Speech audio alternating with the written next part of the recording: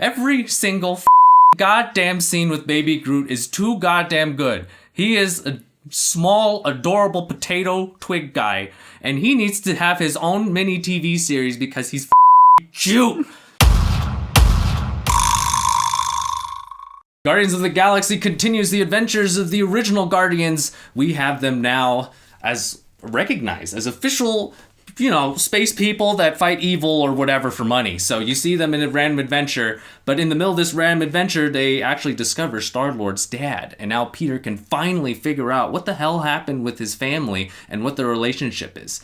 Meanwhile, Rocket and friends have to fix up the ship, but they've also captured Nebula, and Nebula plays an important role too when she somehow breaks out due to some unforeseen circumstances, and now you've got all this conflict going on. It's kind of a hard movie to describe, but it's got the original cast coming back in action, and they are great. I was surprised at how much comic book deep cuts James Gunn threw into this movie. We saw the Watchers, we saw all these different alien races, we even saw Adam Warlock at the end.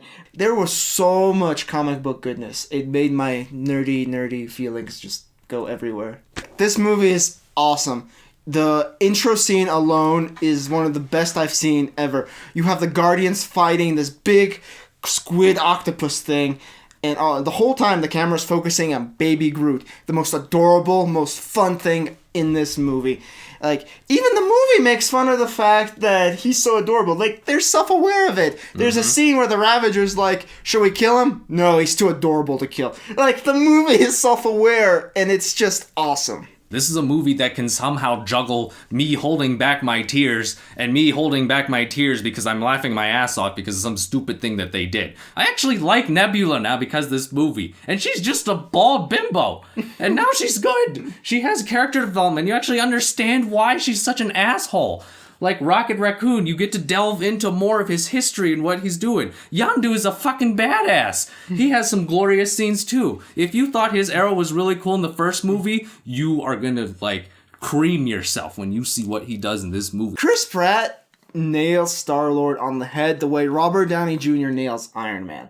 Like, he is that character. Like, all the big, strong attributes you'd like in your lead character, where also that funny and that charisma just carries that role perfectly in this movie. And this movie wouldn't be so good if it wasn't so thematically tight. You know what this movie's about? This movie's about freaking family. And this movie's more about just the family. It's about finding family in places where you didn't think you could find family. Now, if there is an issue that I think that this movie has, and there's not many, it's the soundtrack. I don't think it's as strong as the original. I was kind of let down by it. And I thought they switched from one song to another too quickly. Like, there wasn't enough pauses. It almost like they were pushing the soundtrack down your throat. Like, hey, you guys love the soundtrack in the original. Let me just shove it right down. Oh, I'm choking.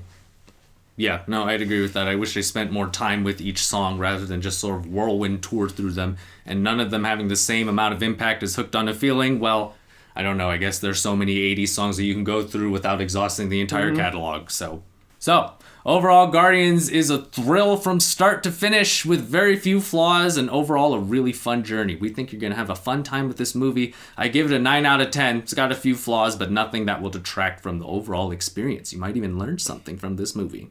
I had a lot of fun with this movie. Really, really good comic bookiness all the way through, top to bottom. 8 out of 10 for me. Go see this film. All right. If you want to feel something again, go see Guardians. Try again. I am Groot. Mm-hmm. I am Groot. Uh-huh. I'm Groot. No! Sylvester Stallone. He cannot act for anything except Sylvester Stallone.